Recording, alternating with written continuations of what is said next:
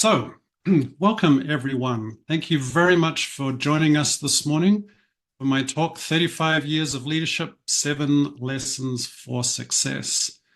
So I'm a business coach. I work with a couple of different types of groups. I work with leadership teams of small to medium-sized businesses, and I also work with driven entrepreneurs, executives, and professionals. So the topic of leaders, leadership, being a great leader comes up constantly in the work that I do.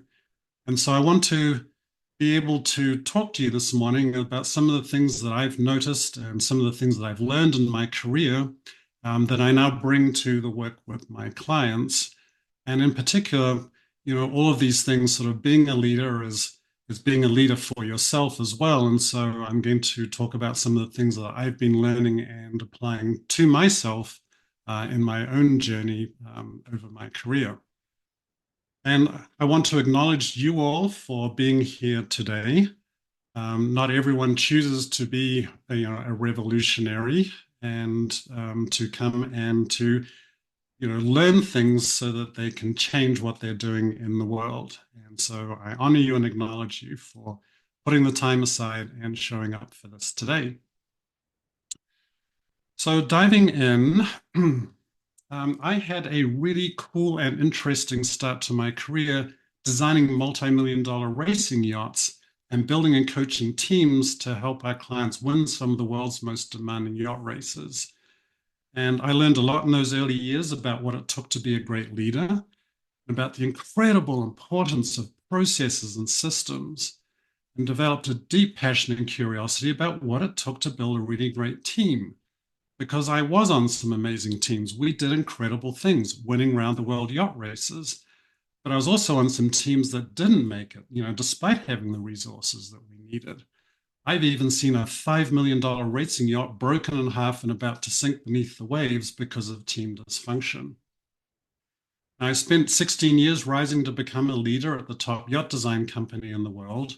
We grew that business from 10 to 22 staff. But then I found myself at the top and kind of no way to really learn more within that world. So I made a very difficult decision. I made the decision to leave that business. I went into government contracting in Washington, D.C. I learned how to become a PMP certified project manager, learned how to manage multi-million dollar budgets, much larger groups of people, and help the US Navy launch ships into the fleet. And then about 10 years ago, I decided to get back to my entrepreneurial roots. So I founded my own business around my mission and passion to help people and teams and businesses get unstuck and sail forward. And along the way, I was introduced to this book called Traction and EOS, the Entrepreneurial Operating System. And I immediately fell in love because here at last were the tools I wished I'd had back when I was trying to run the yacht design business. So today I am a certified EOS implementer and I help business owners and leadership teams, as I was saying, really get unstuck and sail forward with their businesses. So that was the beginning part of my career and sort of creates the context for you with my career. And so now I'm going to relate all of that and to dive into like, what have I learned? What are the amazing things that I've learned over the last 35 years, and how do they now apply to what I'm doing with my coaching? So diving in, lesson number one, right? So we're going to go all the way back to my very, very first job right out of college. So I studied mechanical engineering, and then my first job out of college, I was working on a professional sailing team. And so I went from, studying in books and things like that to now finding myself getting up at 6 o'clock in the morning and going to a gym to lift weights, to get strong, to get fit, so that I could be part of the sailing team to help get this boat, which was called Fisher and Paykel New Zealand, to get this boat ready to go sail around the world. So this was about a year and a half, my first year and a half job right out of college. So I was part of this closely knit, high performing sailing team getting a boat ready to sail around the world. What I experienced in that is there's some conflict started coming up in that team. skipper and his number two, his first mate was an incredibly talented, very skilled, very strong, fit sailor. Um, but some conflict started coming up between the two of them. And that conflict started, seeping out and affecting the rest of the team. So a couple of months before this round the world yacht race started, a very difficult decision had to be made.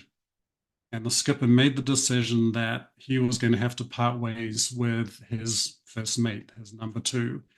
That person was not going to make it on the team and needed to move on.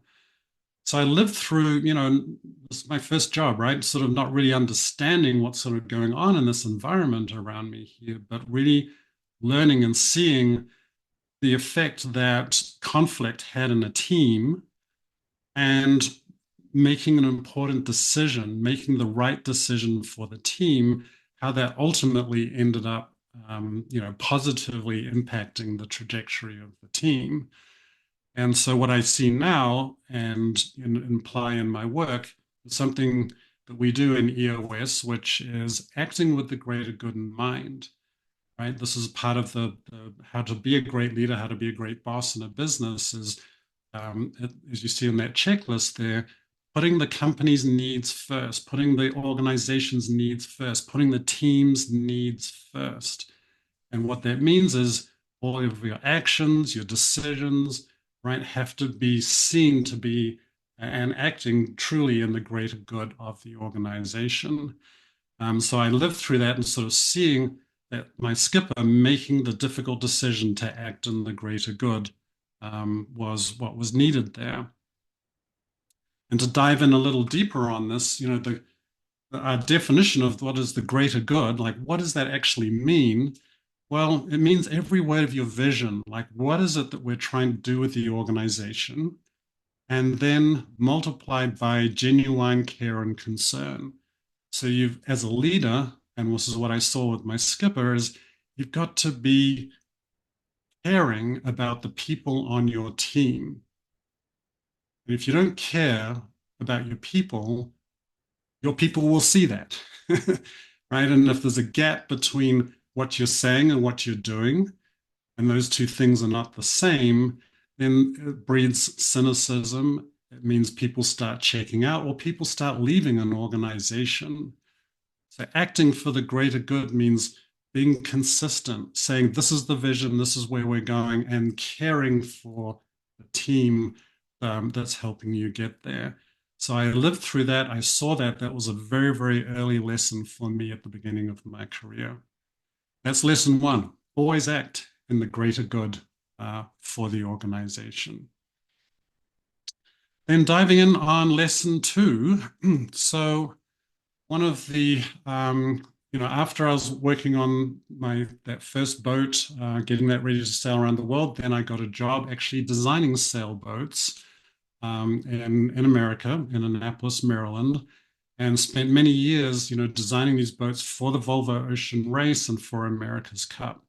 So the Volvo Ocean Race is a round-the-world yacht race. It starts in Europe, goes down the Atlantic, around the Southern Ocean, back up to Europe, 6 months of, blue water ocean racing.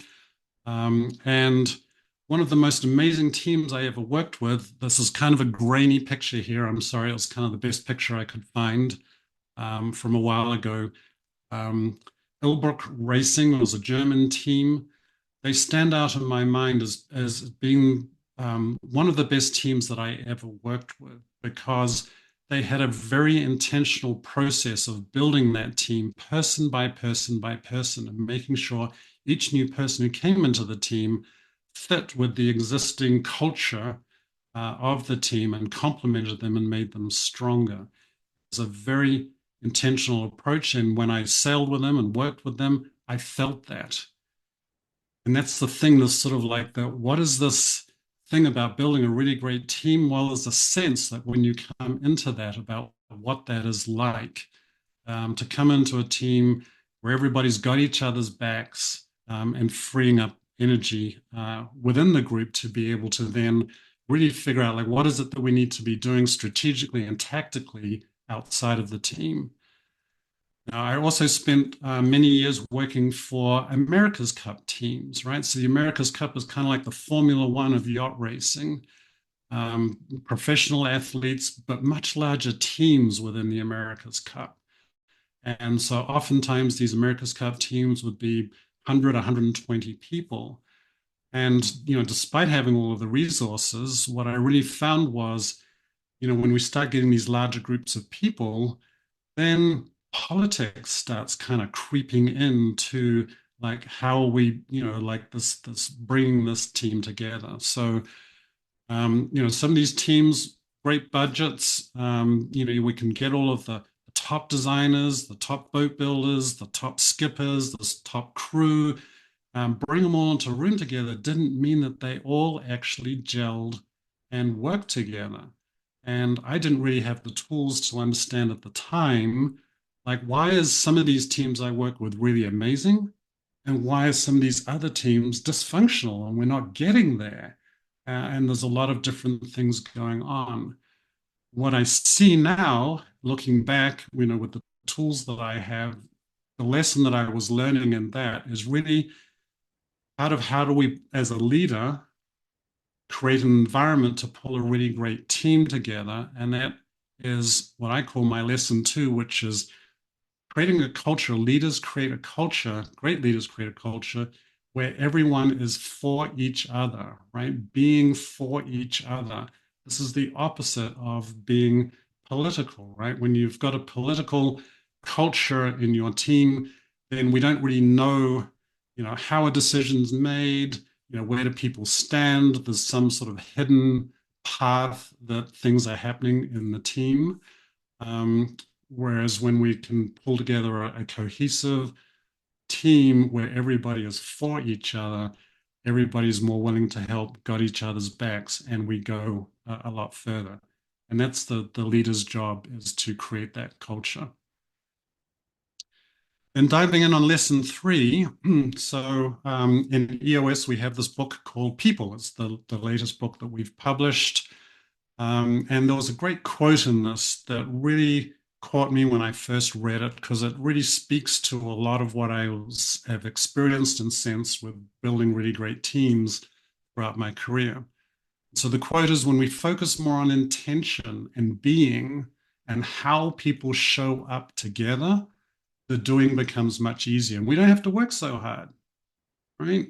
Right? When we're all aligned in the same direction. And Denise Kavanaugh, in her quote here, says it's the intentions people hold, the energy they bring into the room, and how alive they feel, right? This starts creating this sense of a really great team.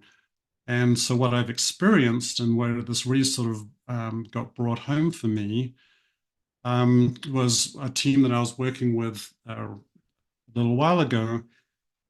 It was a small business team, but they'd brought in a person from a more corporate environment. And so in EOS, with a small team, we're all about open and honest. It's a high trust environment. But this person coming in from a corporate environment, she had been more used to the sort of this political world. And so therefore, the being open and honest in the team was something that she was a little skeptical about, and being measured and putting numbers up on a scoreboard and things like that was something that she didn't trust or didn't want to be able to sort of do that, because in the previous environment, in a political environment, putting your numbers up on the wall, for other people to see, just meant that that was ammunition for them to attack you, right? So there was just really this very sort of disconnect between, as a leader, creating this team environment together versus somebody sort of coming in and not trusting and seeing that this is coming from a place of seeing this as a political environment. So ultimately, unfortunately, that team was not able to bridge the gap with her, and she wasn't able to make the leap to trust the team, and unfortunately had to end up parting ways with the team. And I think that, that really set the team back. And so I sort of saw, the impact that that had on the team.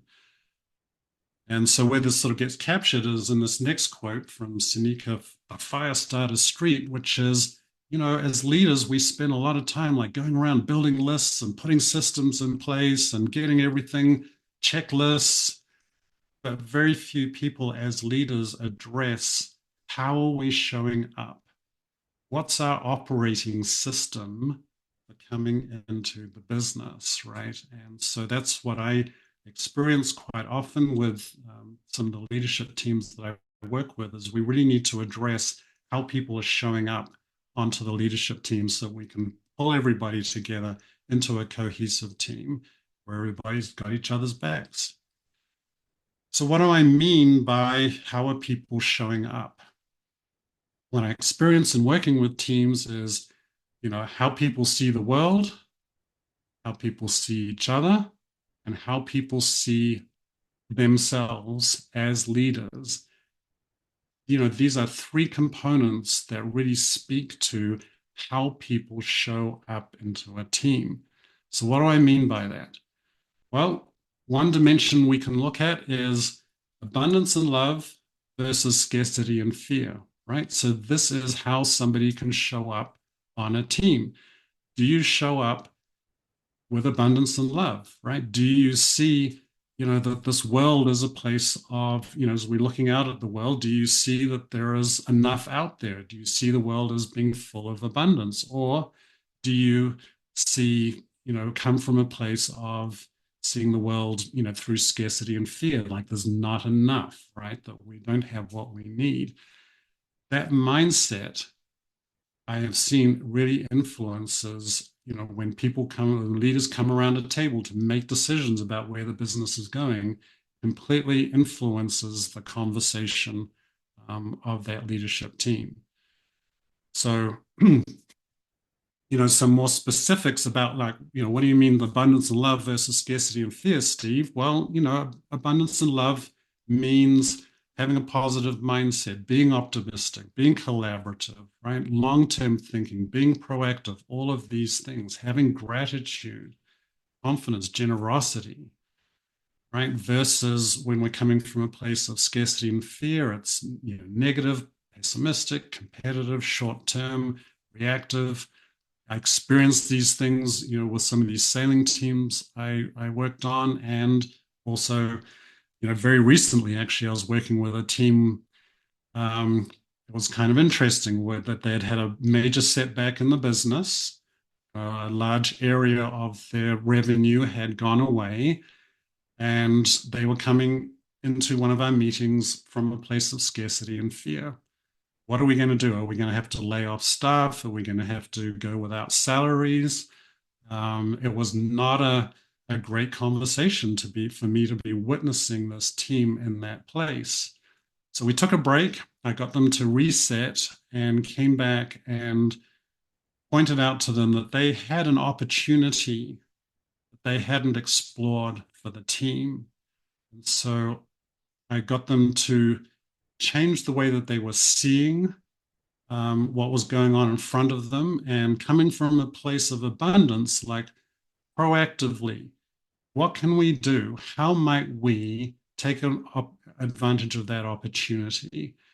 And so I got them out of that scarcity and fear and into abundance and love. And we had a very productive discussion from there that resulted in a whole bunch of action items for them to be able to pursue and follow up, with the team following the meeting. So I really sort of got to see, and they got to see, I mean, the CEO thanked me afterwards because he was like, we were in a bad place, and he could see the advantage of we can get out of that scarcity and fear into abundance and love where we can get to. So my lesson from that really is leadership presence. How you are showing up as a leader on the team, your mindset influences and affects how the whole team operates, influences how they see the world and how you see the world, how they see each other, how you see yourself. So checking your presence, thinking about your presence is a major thing as a leader to look at. So diving in on lesson number 4. So Gino's journey. So, as a certified EOS implementer, I work with EOS Worldwide, which was a company started by a gentleman, Gino Wickman, about 20 years ago now. But in the beginning of last year, beginning of 2023, Gino came and talked to us as a community and talked about his journey as an entrepreneur over his 35-year journey and some of the things that he had learned. And he told us about really his career of starting as an entrepreneur. He started in his father's business, which wasn't doing very well. He turned it around, scaled it up. He started EOS Worldwide. He scaled that up and he ended up selling it. So he gets to be about 50 years old and ding, rings the bell, right? He's got all the money he wants in the world. Everything's great. Except he realized at that point that he really was feeling not very happy with where he had got to in his life. He was feeling a little empty, was noticing that some of his relationships around him were strained. And so he that sent him off on this journey of discovery to figure out, like, well, I've made all this money, like, what's going on, right? Why am I not happy? So he talked to us about a couple of books, or some books that he had been reading. Number one on the left there, David Hawkins' Letting Go, right, was a very influential book for him, talking about just needing to kind of let go of things, hold life a little more lightly, not hold on to things so tightly. And then Michael Singer's books, for those of you who may not be familiar with Michael Singer. He's written three books: The Untethered Soul, Surrender, Experimental Living, Untethered. Really a fascinating story. So Michael Singer, now he's probably in his like mid to late 70s, but when he was in his early 20s, he lived in Florida. All he wanted to do was go into the forest and meditate and do yoga. And that's all he wanted to do. And then some other people wanted to come join him in doing that. He felt some resistance to that, but then he just let go of that. Then he wanted to build a place for them to meditate, and people saw he was good at building things, so they started asking him to build other things. So he started running a construction business. And he just, all at every stage, he's like, I don't want to do this. I just want to meditate and do yoga. I don't want to run a construction business. But he let go, he surrendered to what the universe was bringing in front of him and ended up running the construction business successfully. Then he bought himself a little personal computer, and this is going back into the 1980s now. That was a thing. And he learned how to program. And then a friend of his who was a doctor said, I would like to have a billing system for my medical practice because those things didn't exist back then. And so Michael wrote him a billing system. Long story short, 10 years later, he's running this company called WebMD. It's a $3 billion business, right? And all the time, he's like, I just want to meditate and do yoga in the woods. That's all I want to do. But he's the CEO of a $3 billion business now. The point about all of this is this surrendering to what the universe is bringing to him, right? And always letting go. And Gino talked about this too, of this this entrepreneurial path that he had gone through, where he had been really seeing like he'd been putting more layers on him at each stage of the entrepreneurial journey and kind of hiding away his honest, authentic, true self, because everybody was looking at him as being, this leader of a business, right? And so you've got to, walk the talk, right? You've got to act as a leader of a business, but that meant he was hiding away his more authentic self. And so when he got to the end, made all this money, he had hidden his authentic self away to the point where it's like, I feel disconnected from myself. So these books, I highly recommend them for a leadership journey.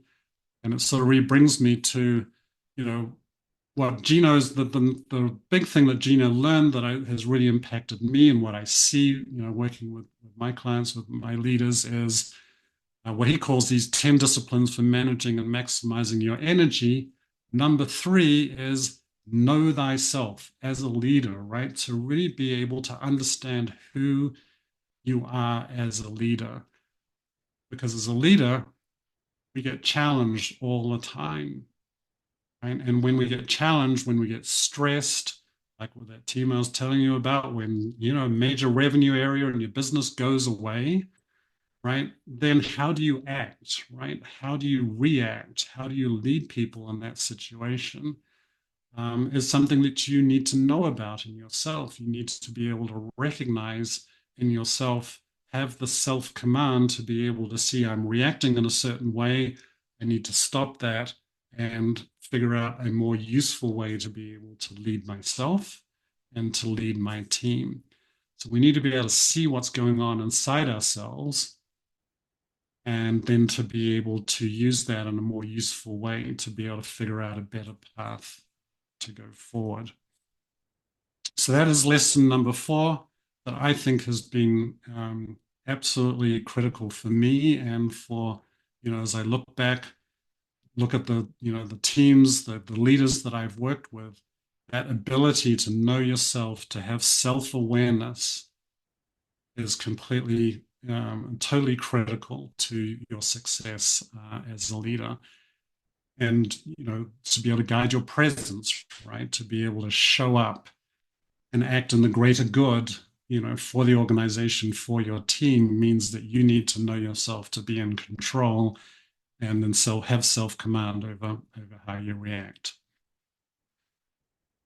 So, lesson number 5, and this is where it sort of starts diving in and becoming more personal to me. So, this is some bare dirt with some weeds in it.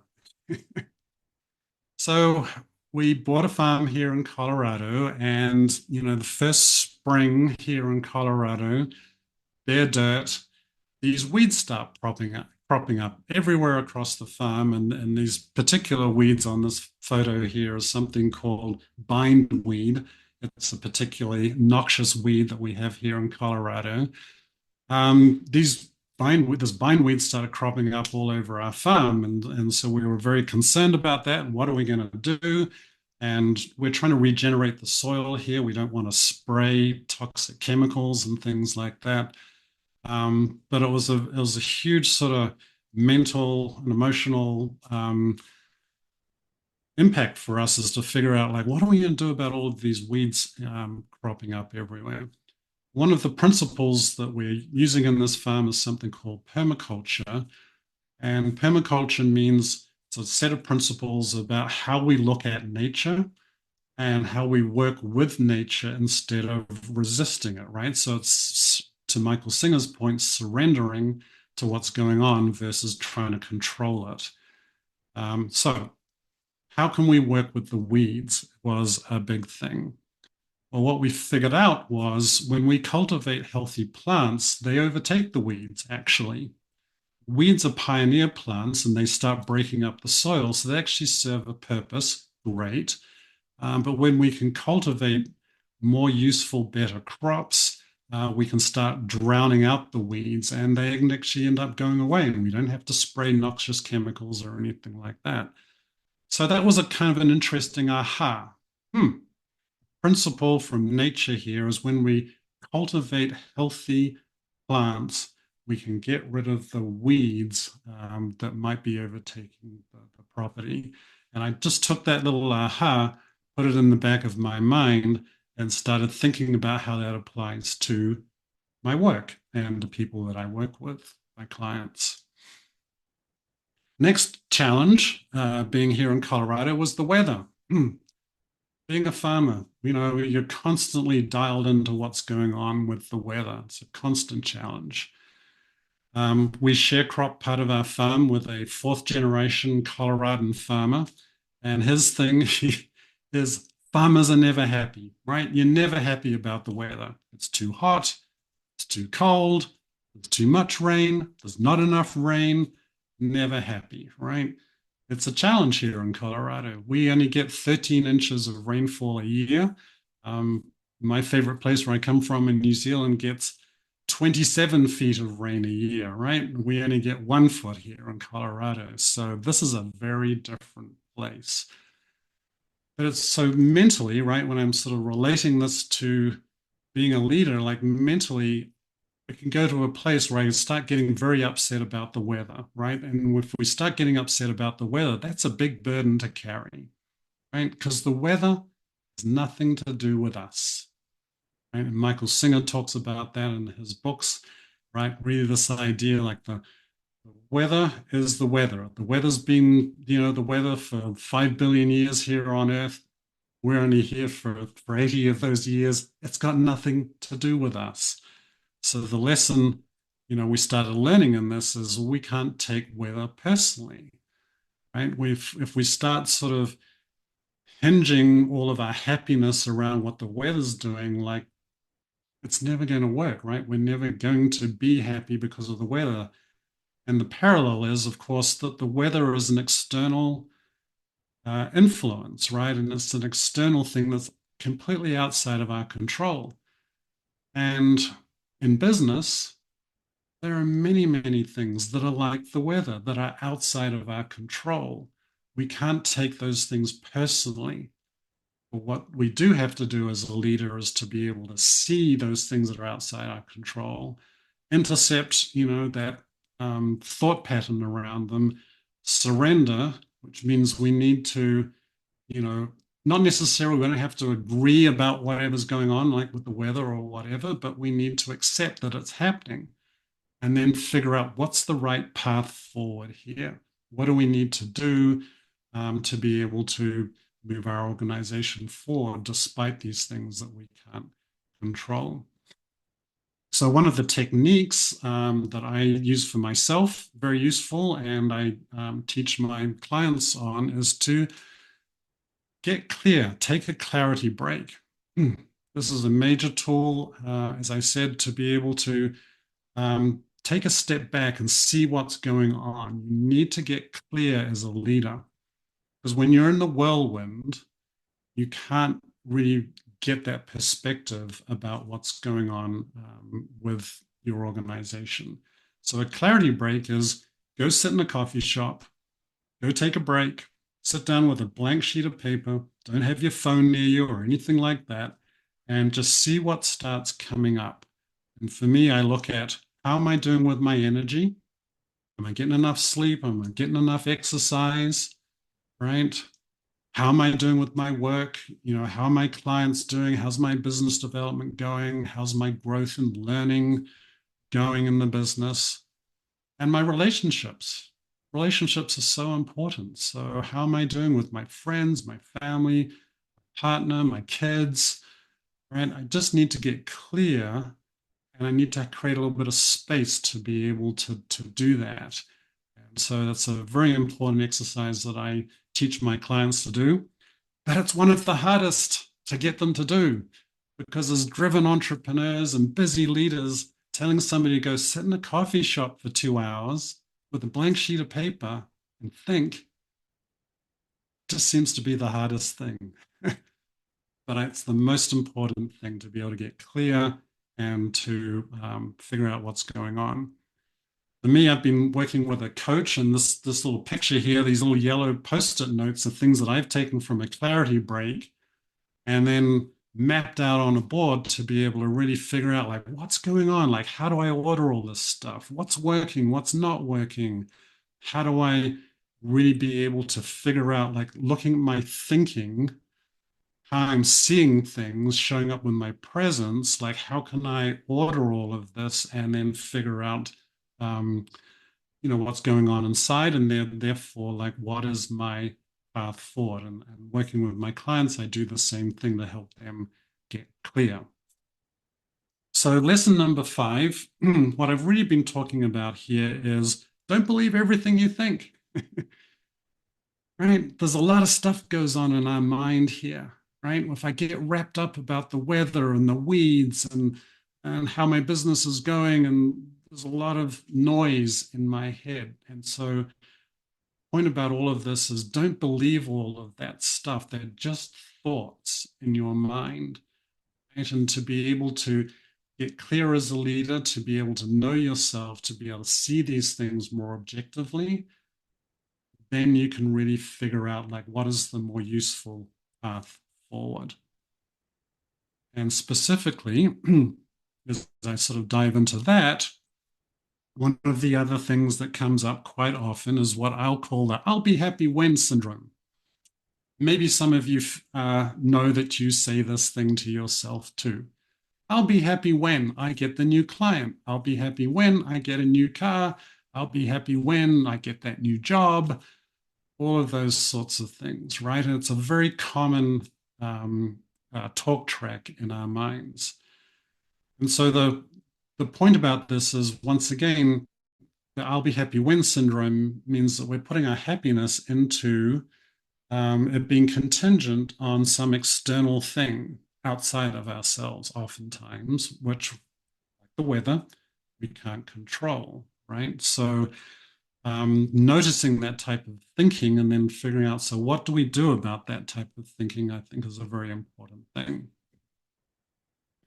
So what this looks like is, the I'll be happy when syndrome. I break this down into something called have, do, be, right? When I have that new car, I'll be able to go for a drive in the mountains and then I'll be happy. Okay, well, what we can do is actually flip that around. This is a more productive way to be able to figure out, like, if we're looking for certain results in our life, let's reverse engineer that. So we start off with have, right? If I want to have certain results in my life, right? If I want to grow my business, if I want to have clients, if I want to have these things where I want to get to, then there are certain things that I have to do in order to be able to get those results, right? So we have to look at our actions. Our actions are the sole determinant of the results that we end up getting. I'm sorry, but I don't believe you can sit on the couch eating Doritos and drinking Pepsi and manifest $1 million. I just don't think that that happens. You've got to go out into the world and do things, put the ripples in the pond in order to create the results that you want. Where does the doing come from, right? The actions that we take. Ultimately, what I know for myself and experience and work with my clients on, it's who we are being. Who we are being internally affects the actions that we take. And who we are being, what I mean by that is the things that we think, right? Coming back to what I was talking about before, how do we see the world? How do we see other people? How do we see ourselves, right? These are all the thoughts going around in our minds, and it creates this foundation from which we do things. If we have thoughts that there isn't enough, right? That the scarcity out there, then we will do things in accordance with that view of the world.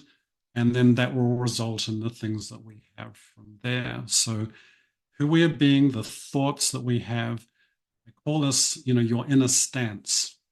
Right? You can imagine, like in sports, if you're, a batter on a baseball team, you have a certain stance to be able to hit the ball, right? That influences where that ball goes. We all have an inner stance as leaders, which means how we set in our minds.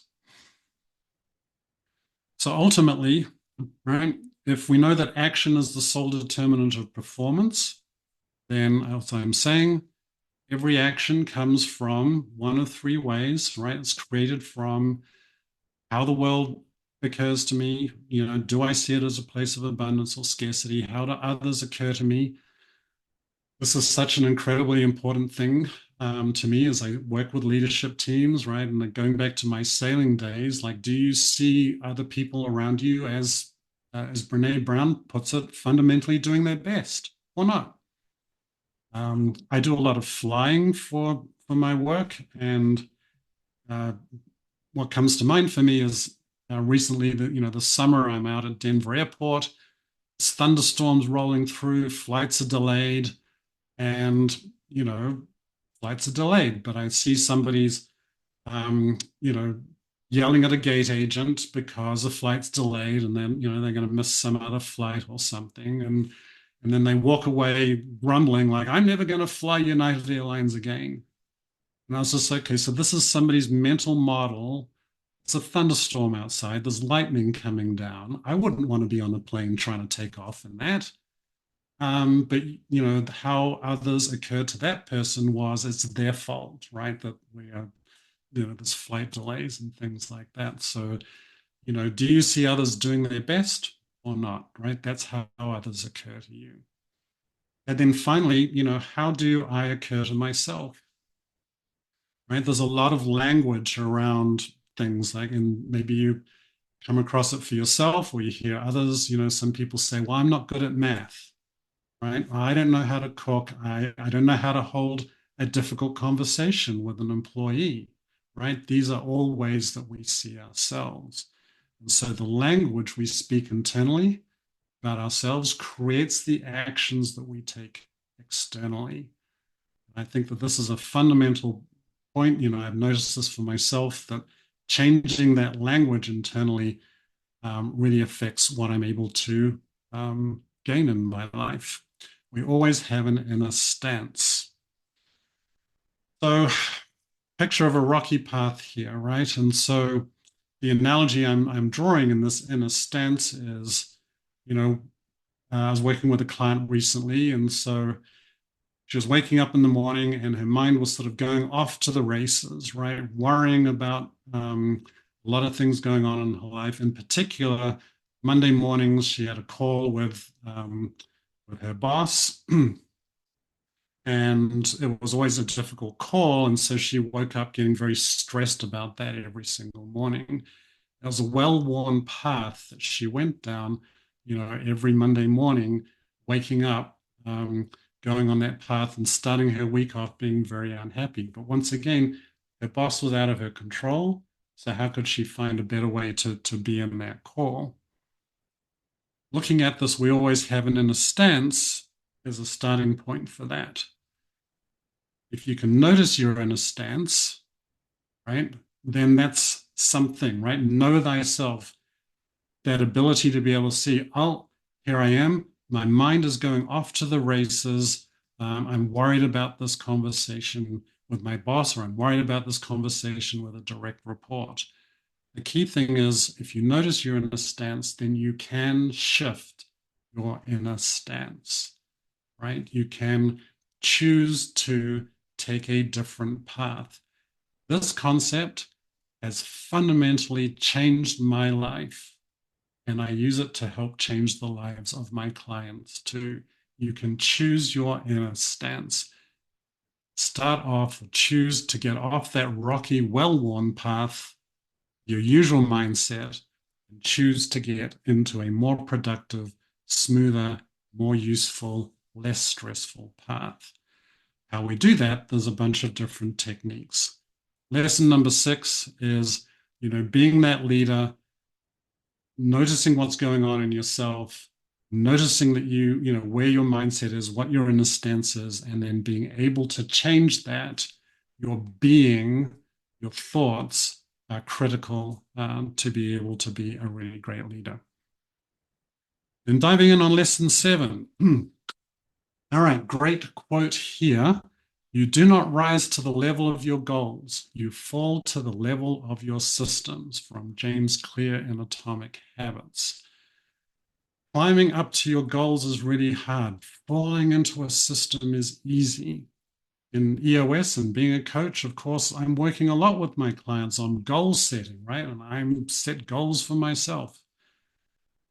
But the key point to realize here is without putting a system in place, achieving goals and attaining goals is very hit or miss and very unreliable. The object being, to gain more consistency, and with consistency, freeing up energy and getting to ultimately where you want to get to, you have to put systems in place to be able to help you get there. And this is one of the things that we can do to get off that rocky, well-worn mental path and into a more productive path. So systems, one of the most useful systems I've implemented for myself, and I help my clients do, is let's start off the day right at the beginning. Okay.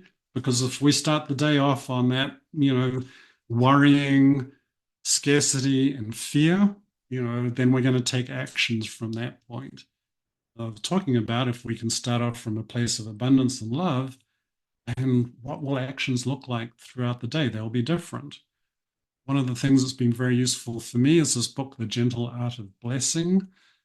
Starting the day with gratitude and abundance gets my inner mental stance headed in the right direction. And I'm not talking about being religious here. Every spiritual, tradition around the world has this concept of blessing, right? And blessing means just to wish the best for other people and for the world and for yourself.